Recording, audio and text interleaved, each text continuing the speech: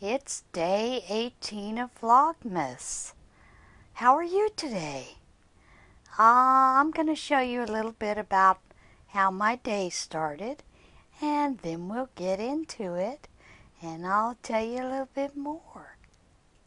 Do you see that key that's in there? Normally packages are put in there, and that key that's in that slot goes into your mail slots. No, didn't happen. What happened is all my product was in that box right there with the key still in it. We had no clue it had been delivered. So I showed you the mailbox. The reason I showed you the mailbox is because we had over $300 cost to us product in that box that was completely unlocked, that we had no idea had been delivered. We've been waiting for it to come. So I'm a little perturbed about that because part of that was medication. And you know how people are nowadays, unfortunately. But it was sitting there and anybody could have taken it. There was over $100 worth of yarn that I had ordered that was sitting in that box, the medication, and a couple of Christmas presents that I had ordered for friends. So yeah, I'm pretty upset. I know that the fellow that is delivering right now is not our normal carrier. I hate to get him into trouble, but this is an issue. Some of those items could have been stuck in our mail slot. It was big enough to hold everything but the yarn. So there's no excuse for that kind of service from the post office. I am going to talk to my postmaster. She's a friend of mine. So I will talk to her about it, explain to her I don't want to get the fellow in trouble, but perhaps they need to go over a few things with him about that key and how to use it. He does have the master key. He has to. You have to have the master key to open up the frickin' mailbox unit to put the mail in. So, yeah, there's no excuse for that kind of thing. Yep. I'm going to turn this around, folks. It's going to be a good day. All right, I'm going on. I have a couple of things. Today is my normal day for embroidery. I will show you some of that video there. And other than that, I'll see you again later. Bye. So I did stop at the post office. I did have some packages I needed to mail out and a couple of cards. And I talked with the postmaster and I told her, you know, it doesn't do any good if they're not going to use the key the way that it's meant to be used. We had no idea that we needed to get our packages that we assumed had not been delivered yet because they haven't been in our mailbox. And of those packages, 3 of them would fit into the slot where our mail goes perfectly fine. The only one that wouldn't would be my yarn purchase. And told her I was a little disappointed. I said, this fellow that's been delivering, a couple times we've had mail that was supposed to be at a certain day. And when we go look at the tracking, the message on there again has been unable to access mailbox. And I told her, I said, I'm not happy about that because you've been down there. You walk your dog past, our apartment complex. You know how it is. There's no reason you can't access the mailbox. And she agreed. And I said, I know you guys are really busy this time of year. The poor guys are working their butts off. But if you're not going to follow your own rules and protocol to take the key out of that box, put it into our mailbox so we know that an item has been delivered. You know, what's the point? I said, it's a little frustrating. And I told her, I said, of course, you know, the only reason I was concerned is because it was several $100s worth of merchandise that was in there that just anybody could have come got it. So, yeah, I'm not a happy camper with that. So, and I was nice about it. Audrey understands completely. And she knows I'm not being tacky or mean about it. So we had a little laugh. I said, you know, so tell the fella, and I said, he wears that stupid headlight on his head and freaks us out and freaks the dogs out when he comes walking up upon you. But I said, tell him I'm sorry, but, you know, heads up would have been nice so that we could have retrieved our packages on the day they came.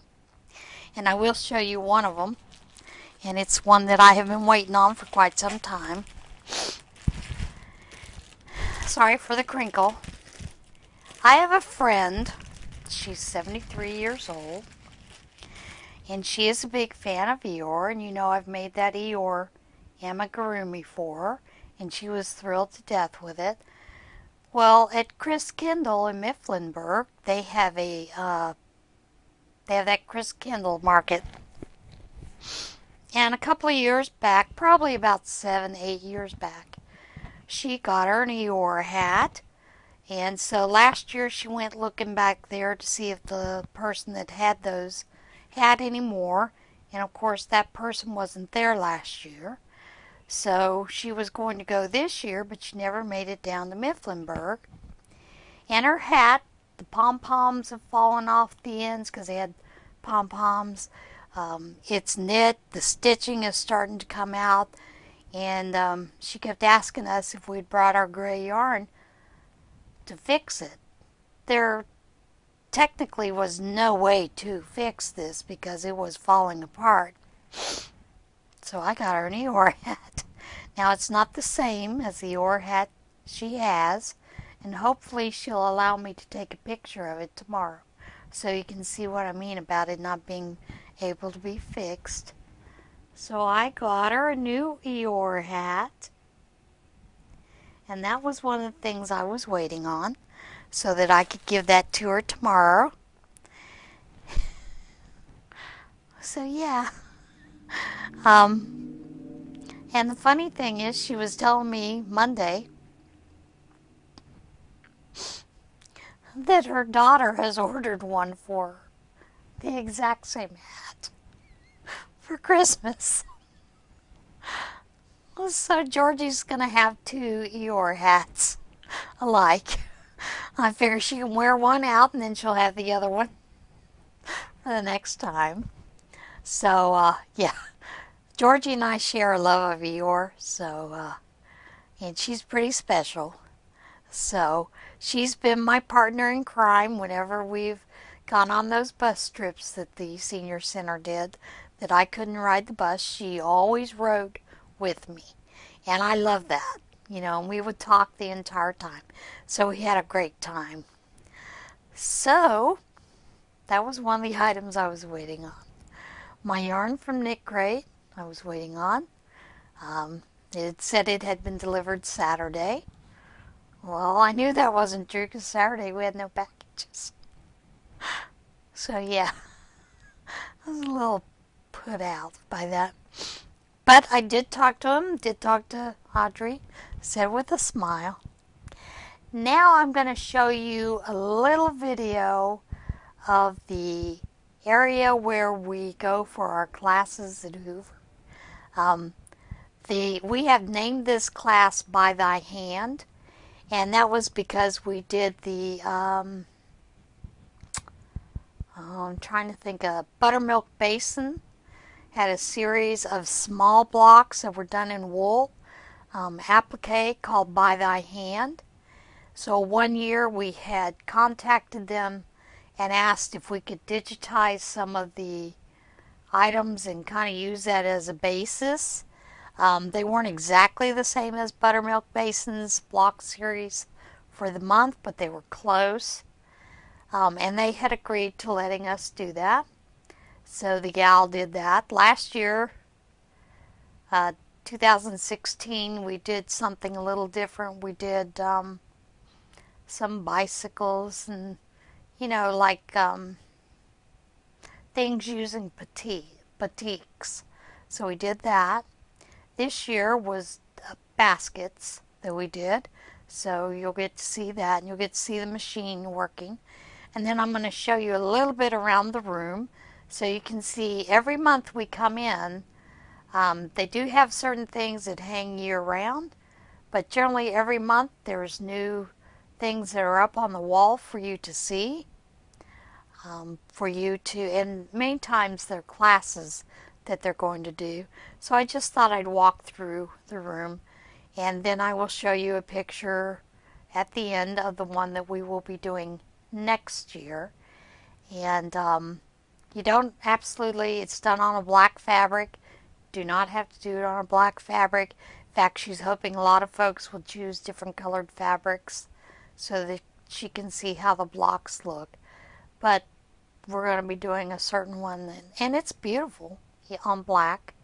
And I think a couple of years before that we did the Baltimore album. I love Baltimore album quilts. So it's a lot of fun. She always contacts different agencies, different people of the books to see if we can use their blocks and she can digitize them, into an embroidery program. And she does a good job of it.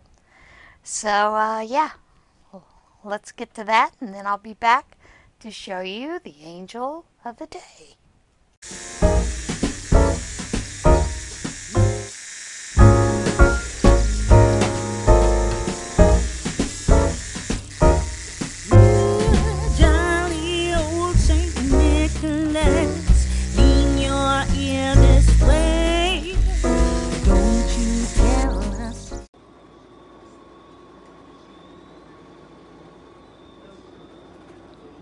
Show you some of what we see when we come into the glass room. I'm not going to show you the folks, but they always have such pretty items on display. And there's the boot quilt up there.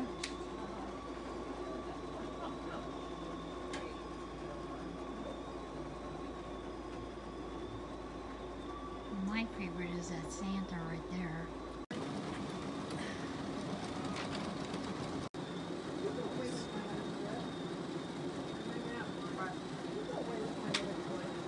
What is it that you're looking for? You put this on fast. It's my foot. My other foot.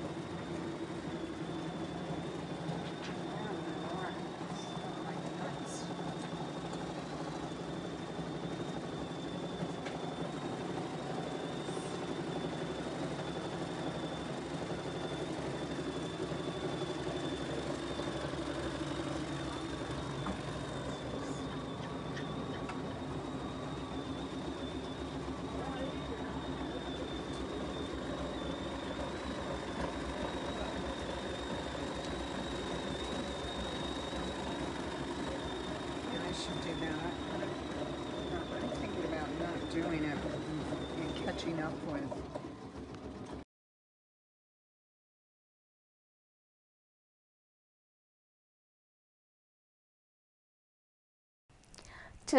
Today's angel is kind of based on a granny square, and it was meant to be done in I want to say fingering weight or cotton, and of course I did it in just regular white. You do start here at the top, and you start with the little hanging part, do the head, and you work directly down into the square. Then you finish off here by crocheting the wings together. And it's just a real quick, probably took about 20 minutes. And this is just an angel ornament. And, yeah. And we will see you tomorrow. Everybody, remember, choose to be kind.